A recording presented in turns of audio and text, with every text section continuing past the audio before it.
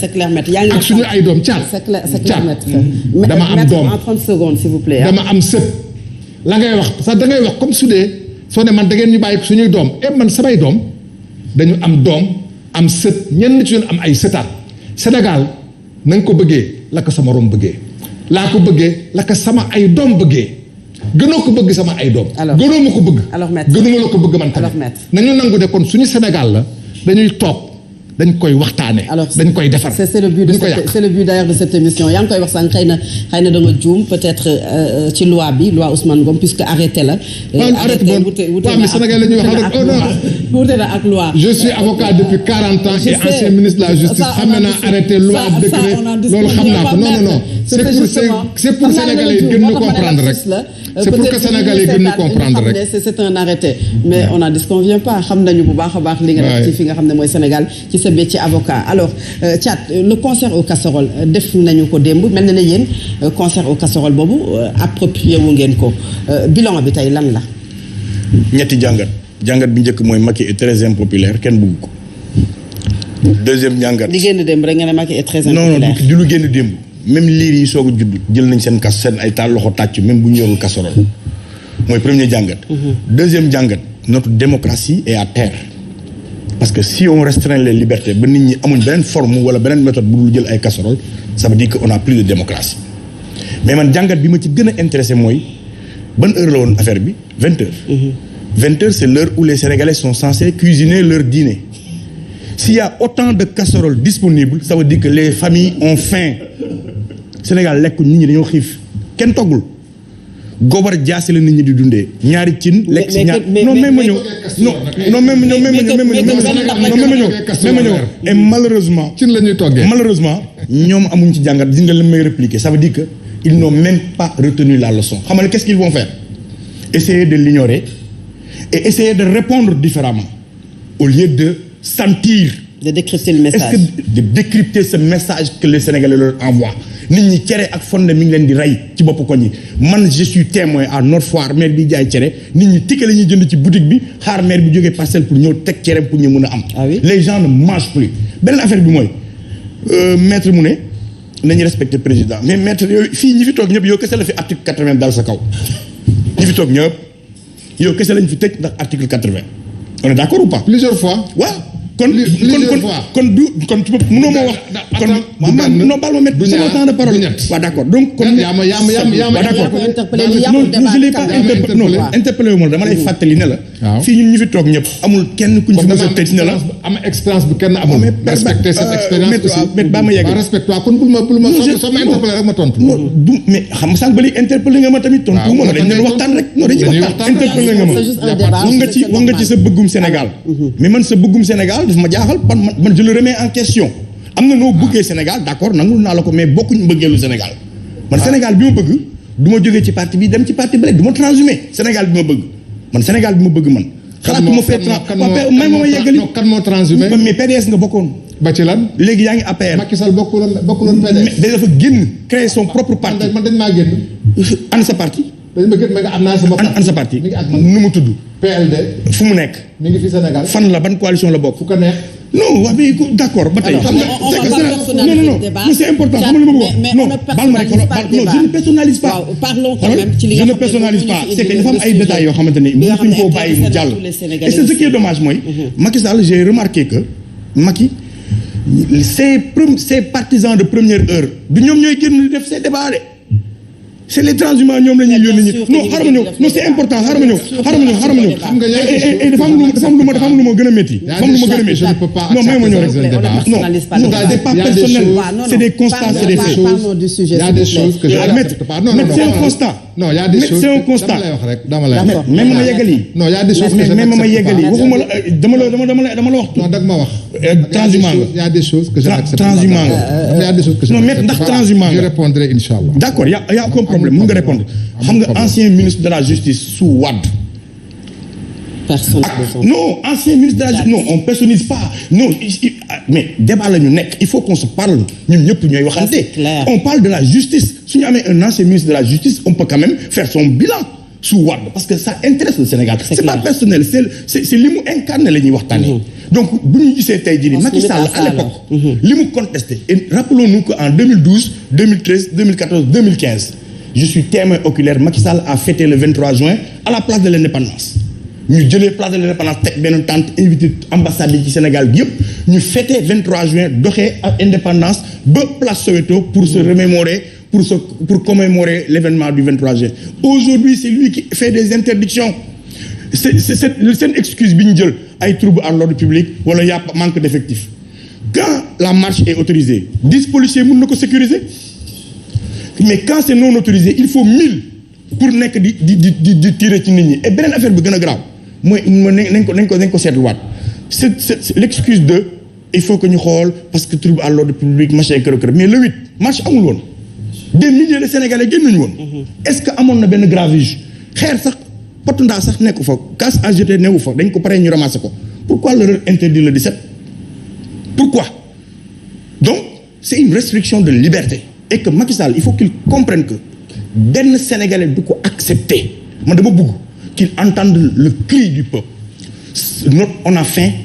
on a soif on est fatigué on se soigne pas on n'étudie pas on n'a pas de travail tous nos frères sont morts dans l'océan Atlantique mer Méditerranée tous nos frères aujourd'hui ñu ngi daw pour ut liggéey ñu leen jox ay stages non payés ñuy wër ba sonn les étudiants gis ngeen leen les élèves gis ngeen leen ñuy def examen CM2 bi combien ci ñoom ñoo amul sax acte de naissance il faut des agences foraines pour ñu am acte de naissance ce pays va très mal et Macky ne décrypte pas ce qui se passe dans ce pays-là et fi ñu jëm mooy le Sénégal dafa jëm dans l'agonie et la responsabilité aujourd'hui de Macky Sall c'est de redresser la barre commençant par li njëkk mooy quand tu veux un état de droit pour que nit ñi respecte la l'homme le plus contesté aujourd'hui c'est Antoine Félix Diome comme à l'époque Macky avait révoqué Ousmane Ngom il ne ko dindi parce que il ne nous aspire pas confiance kenn wóoluwu ko il peut pas organiser des élections ñu dem ci ay élections yu apaisées lim fi nekkee boobu ba léegi mooy pour sa chapelle kon Macky na jël ay responsabilités mu redresser Sénégal mu bàyyi nit ñi ci seen ay liberté parce que liberté nag ñaar a koy joxe da ngay xeex ba am ko wala nga waxtaan ba am ko waxtaan nañ ba sonn pour am ko dañuy xeex ba am ko te du moom moo ñu koy tere. alors ci loolu. ku def lu la neex na nga nangu ñëw def lu la neexul rek. alors ci loolu peut-être ñenn ñi ñu ngi commencer di agiter l'idée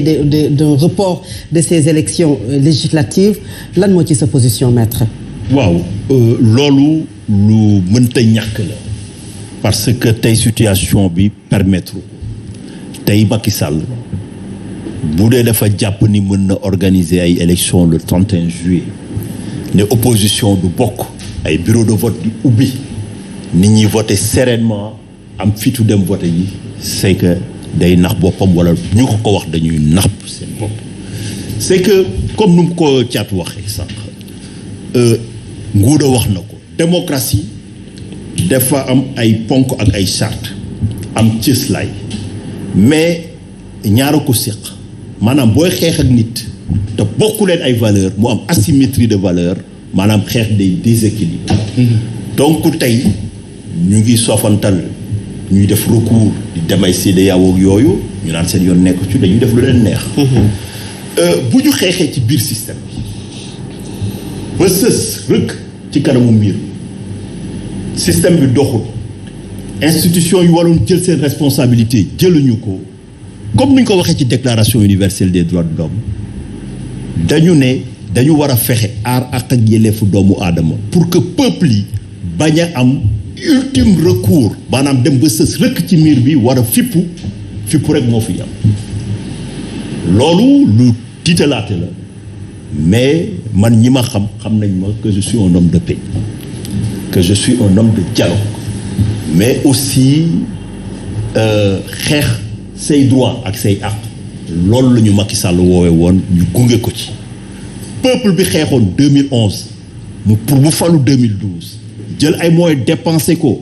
mais xaaruñu ci dara peuple boobu ba sànq ci suba génn ñu Sénégal ñu ngi fi fu may jeexalee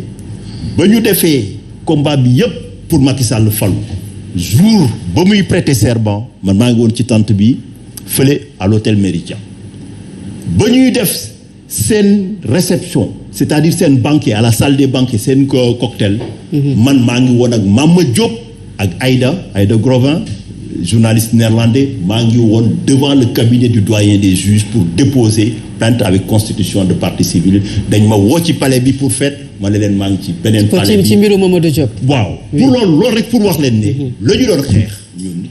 moo nekkoon ñaari mbir quel que soit degré d'instabilité bi nga xam ne day am à l'avenir que Sénégal benn force de l'ordre bu ñëw di faagaagal nit parce que tout simplement da nga bëgg a exercer say ji ba ñu koy def ca laa def déclaration ne ñiy joxe ordre yi ñi koy exécuter quel que soit ce niveau de responsabilité nañu xam ne bés dina mos a ñëw te danañ répondre de leurs actes et que loolu lañ ko defee juróom-ñaari at ñu xeex Macky Sall falu xaaruñu ci moom dara ñaanuñu ko jéemuñu dem sax audience ak moom loolu tey Macky Sall dana jóge Sénégal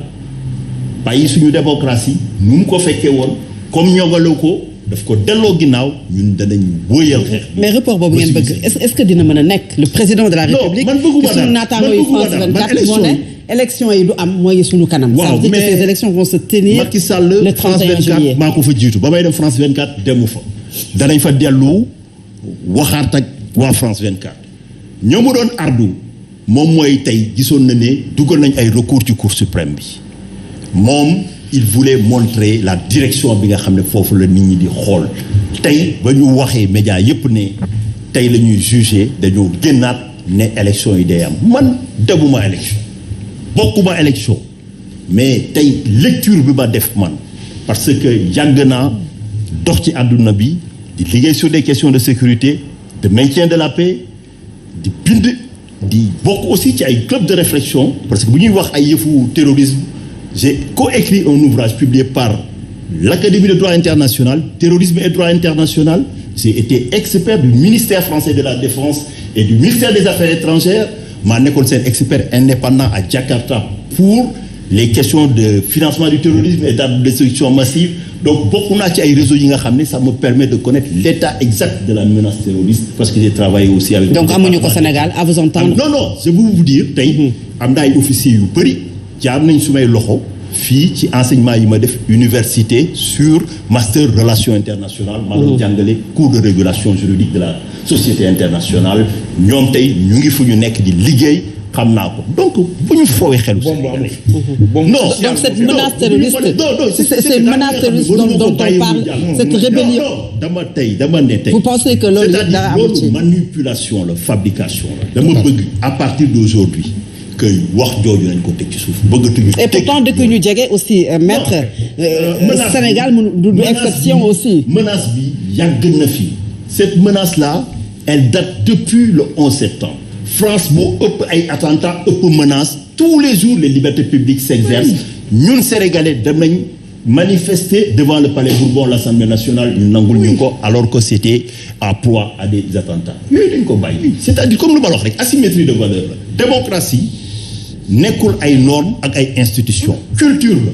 maanaam da ngay am li ngay jommal sa bopp am li nga xam ne aussi da nga koy nangul ñeneen ñi maanaam tey bu ñu toogee fii di débattre même su dee sama naataangoo d'accorduma ak moom dama ko koy nangul parce que démocratie moo ko may loolu tey moo fi naxsaay Macky Sall nërmel na ko et que tey dañu taxaw thème pour redresser la barre. Alors professeur Ngouda est-ce qu'aujourd'hui mën nañu wax ne le report des élections moom mooy solution ci li nga xam ne moom moo nar a am ci élections yi jëm ci tension bi ñu dund est-ce que également duñu tooñ ñi nga xamante ne defar nañu seen liste mu baax lool nag ñu nangul leen ko te ñu war a dem élection le 31 juillet 2022 bi. merci jërëjëf Fatou ci laaj bi société civile sax ñu ngi yëngu man mii tey ji participer na à beaucoup de réunions waaye li mu mën a wax foofu mooy le président de la République dañ ko joxoon ñetti fourchette benn bi mois de juin la woon benn bi juillet ak benn bi date du 24 août. donc ba 24 août élection bi bu doon na tëddi mais nga may ma rek avant ñuy wax report dafa am lu ñuy wax mooy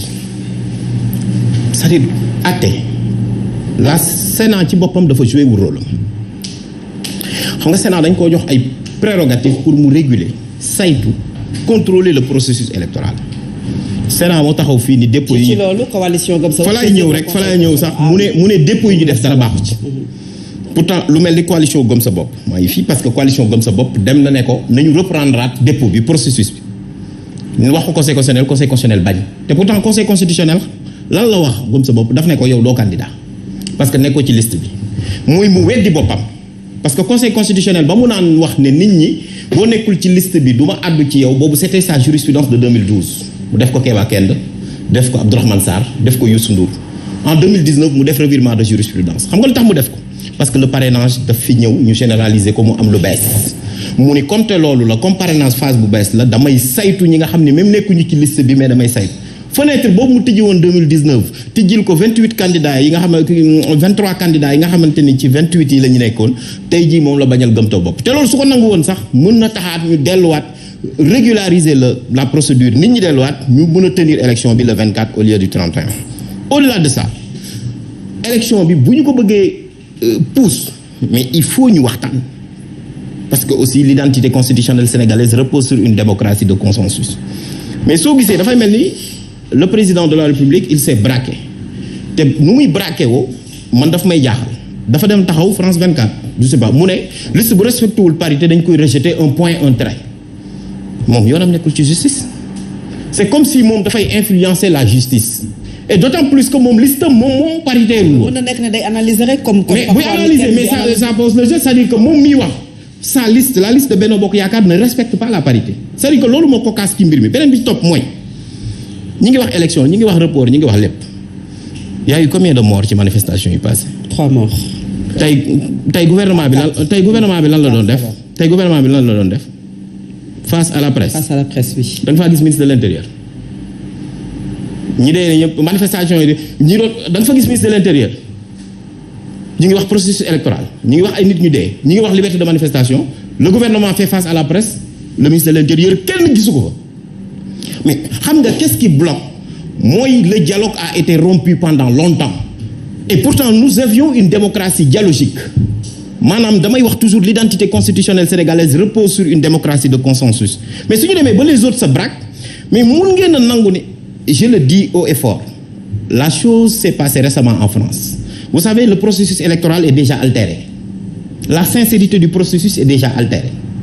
parce que mënoo ñëw nga am ay liste yoo xamante ne ay xaaju liste la dañ ko kuppati mënoo ñëw nga am liste yoo xamante ne amul photo du candidat alors que yeneen liste yi am na ko discrimination day am bërki démb NUPES Mélenchon moo ko créé mu ñëw ne NUPES dama bëgg mu doon sama étiquette ministre de l'intérieur naan ko non dafa am beneen circulaire et cetera référé la def juge conseil d'état ni xoolal ministre de l'intérieur français bindal ko NUPES le ministre a tweeté ni damay accepter décision bi ñu bindal leen NUPES tey loolu moo tax tey ji Emmanuel Macron mënul am la majorité absolue am la majorité relative pourquoi Sénégal ñu koy bañal tey ji opposition bi di kuppati seen liste mais tous les donc titulaires de l'opposition ont été donc mis à l'écart par une décision alchimique du conseil constitutionnel boo xamante ne binduñu ko fenn c'est-à-dire que loolu conseil constitutionnel moom dafa ñëw def lu ko neex loo xamante ne mais dañu naan le juge n'est soumis qu'à l'autorité de la loi te conseil constitutionnel di jéggi code électoral fi may jeeral nag mooy fenn c'est-à-dire que élection lenn moo mën a am ñun ñëpp ñi ngi gis lii ñëw le syndrome ivoirien c'était ça nañu dem élection Côte d'Ivoire ba mu yegg bañ ca yeggee gis nañ juge constitutionnel moo ko taal te xam nañ la ca topp man li may wax mooy lenn il est temps que les acteurs se parlent su fekkee ne élection bi mënuñu cee demee ci conditions yoo xam ne c'est des conditions apaisées et avec la liberté de candidature mais mënu lekk man d'accord naa ak yow li nga wax am na ñëpp ñi nga xamante ni déposé nañ certes mais ils ont leurs droits. mais ñooñu également ils sont contre tout report de ces élections législatives. waaw c'est leur droit ñu mën leen ko nangul mais xam nga fan laa mën a waxee. mooy l'intérêt supérieur de la nation aussi parfois à un moment donné dafay taxaw c'est-à-dire que tey mën nañu nangu tey ñuy dem coupe du monde mu am 32 équipes ñu ni Sénégal rek moom mooy football du sol maillot day def yaramu neen bu ñu ko waxoon sénégalais yi dañ naan du ñu dem coupe du monde. xam nga aussi nit da ngay nangu loo xamante ni tey jii bu ñu la ko tegoon doo ko nangu loolu mooy démocratie il faut pas ñu ñëw ma joxe exemple techniquement Benno Bokk Yaakaar amul liste suppléant tout le monde sait que la suppléance dans la liste nationale elle est verticale mais est-ce que xam nga ña nekk ca liste bi yëpp c'est des potentiels ministrables tey jii nii on peut se retrouver ñoom bu ñu leen faloon tey ñu fal leen ministre tey on peut se retrouver avec une assemblée incomplète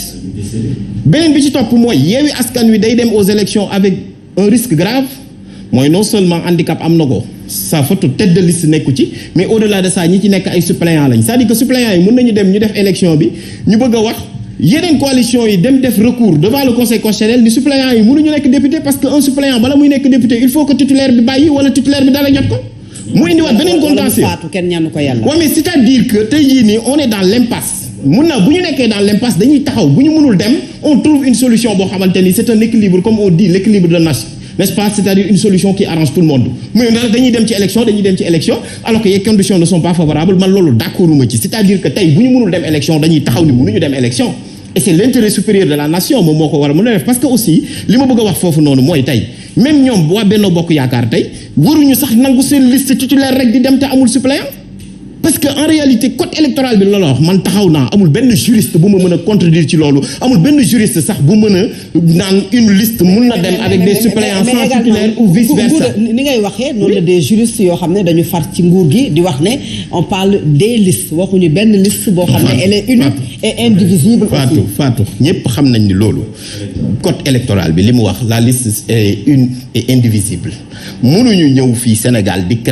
recréer la roue et la science électorale. ñëpp xam nañ ni suppléant son nom même suppléant dafay suppléer n'est-ce pas le titulaire en cas de défaut mënuñu ñëw di naan non dañ koy jéggi gis nga loolu aussi dañuy jouer suñu xel yi quoi c'est-à-dire que am na loo xam ne c'est des certitudes mathématiques jërul nit ñi di ñëw di ci taxaw di ci xool di ci xoolaat beneen bi may teral la rek mooy lenn c'est-à-dire que Sénégal aussi dafa am lu ñu ko doon bàkkee ci élection tey le président du Sénégal moom mooy le président de l'Union africaine te Afrique lu fi tàkk élection moo ko taal tey jii nii suñu élection bu melee nii na sax mais suñu président de la République est-ce que dina mën a réguler les processus électoraux ailleurs mais ça pose problème c'est la raison pour laquelle moom ci boppam le président de la République il est interpellé et man pour man donc di entêté wu bëgg dem fenn bu fekkee dañoo bëgg a dem fenn ci élection dañ ciy dem ak dal ak apaisement bu fekkee aussi dañu bëgg un processus électoral boo xam ne il est sincère crédible et ouvert il faudrait que ku nekk sa ak yelleef ñu respecté. waaw il faut 30 secondes s'il vous plaît maître oui. moom mooy tey ak système bu parrainage bi bu ci falee